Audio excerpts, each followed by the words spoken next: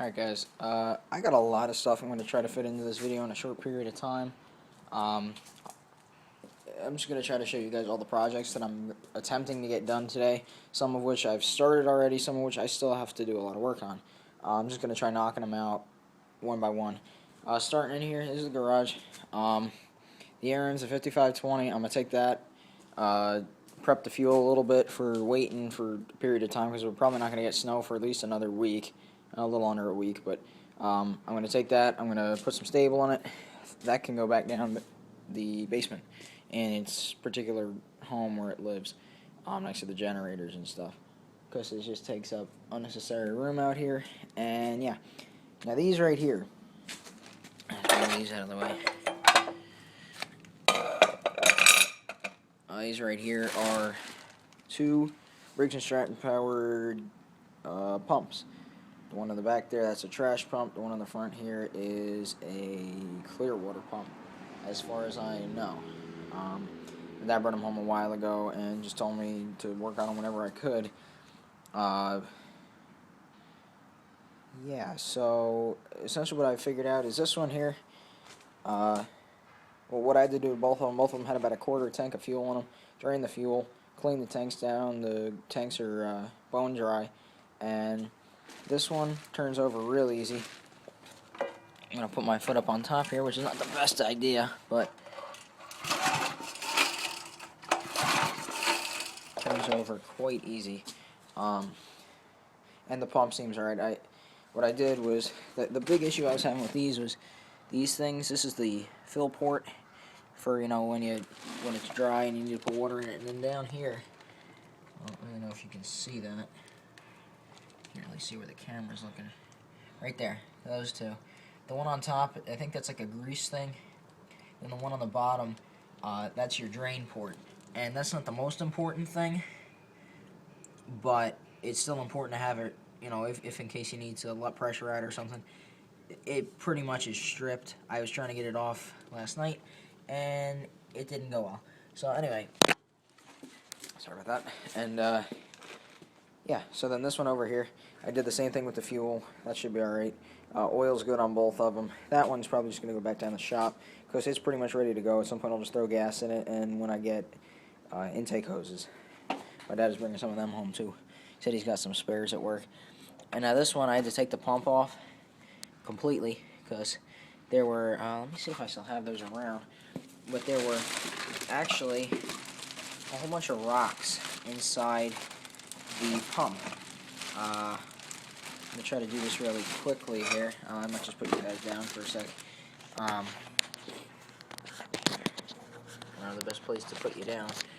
But yeah, so essentially the pump had, but the pump had a whole bunch of large rocks right around the impeller.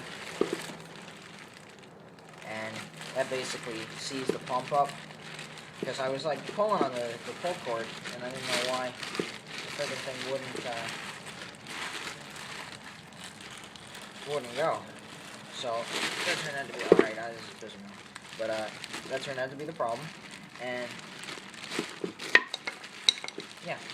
So I had to pull that off. I pulled that off last night because I've been trying to look at this sample around, and I brought all the different parts to work today, and I cleaned them off just in free time that I had. It took me like an hour altogether to get this grinding and stuff off.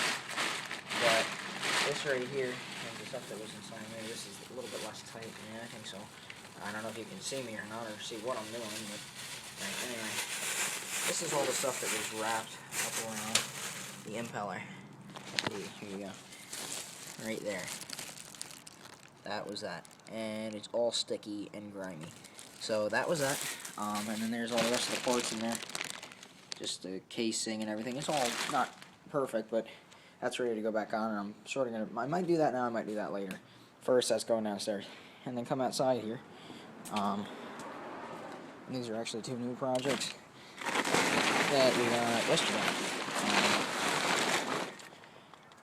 I don't think I put a video up of these yet, but this here is a new project for my dad. He brought this home. He brought both of these home actually, but this is a 5,000 watt Dayton generator. I doubt it's gonna focus, but 5,000 watt Dayton generator. It's natural gas powered. That's really cool. I'll post a video of this at some point later on, but I'm just showing you guys that. It's actually really cool. It's big too. It might weigh 150, 200 pounds. It's really heavy. I can't even budge it. But I mean, that's got to weigh some right there. And then this, and the engine on there, that 11 horse Briggs probably weighs a lot on its own. So yeah, and then this was for me. This is my new Little Wonder 5 horsepower push blower. So far what we did last night to it, the tires, they're pretty much all off the bead. I think it's just from sitting so long. They're not really moist. The front one doesn't have a lot of weight on it. That's why this one's as good as it is. But I think both sides, sort of in a bush here, but yeah, they're off the bead. And I think that's the second time we put them on there since yesterday. So anyway, those, I might take a look at those, rub some Vaseline around on the insides, and then hold it. It's actually easier when you have two people to do that with. But anyway, this thing has good compression. It has a spark. It'll hold that for a bit. But once again, you know, another one of these problems, a lot of these things came from the same place. I just dropped you guys. Sorry about that, guys. But I don't think it still has fuel in it, but you know, it's got sponges in there, so the tank looks like a disaster zone. So I'm probably gonna pull the tank off today, because this is something else I'd sort of like to do. And yeah, that's about that for now. And then the two other projects, which I'm probably not going to show you guys because they're down in the back there, but the two other projects that I'm going to show you guys, or I should show you guys, but I'm not going to, are I have a old Craftsman electric start walk behind mower. It's pretty much shot, but I feel like the starter, okay, thank you for calling us, hope Mom picks that up, but the electric starter is actually, I think, worth a bit of money. Alright, I guess she's not picking it up, but can't do that right now. The electric starter, I think, is worth quite a bit of money, and this all propelled is worth quite a bit of money, so I'm gonna part that whole thing out. That's something I want to do today. And also the custom tent, I've been trying to put a plow on there now for like a month, and I just really haven't gotten around to it, so that's something I'm going to do. So that's about that, guys, and peace out for now, and stay tuned, because I'm going to be posting a lot of videos. Me and my dad are going to be posting a lot of videos of all the projects that we're doing around here, so stay tuned, and please subscribe, leave comments, and like the video if you liked it. Stay tuned, guys. Thanks.